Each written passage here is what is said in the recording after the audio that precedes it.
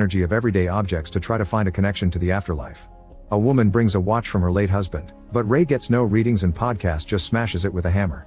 Later when Phoebe comes to visit, she discovers that their shop has a bunch of little entities known as marshmallow men running around his room.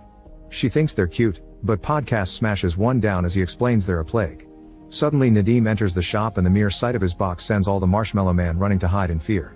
The box has a bunch of family antiques that Nadim wants to sell and Ray is immediately curious about the orb, noticing the glyphs on it. He uses the horoscope on it, but the energy emitted by the orb causes a surge that breaks the device and triggers a short earthquake. A freezing energy can be seen moving through the street and eventually hitting the wall with the ghost container.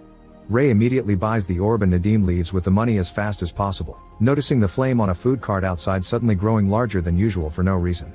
At the Ghostbusters headquarters, Gary finds the damage on the wall and calls Janine, the secretary of the previous team, who promises to send an expert to check on this.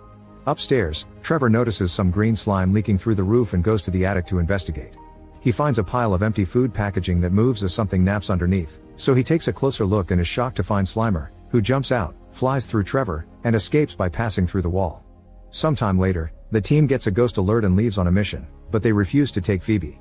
She ends up going to the park to play chess by herself, but suddenly the pieces start moving on their own. A ghost named Melody appears, and her shape looks flamey because she died in a fire.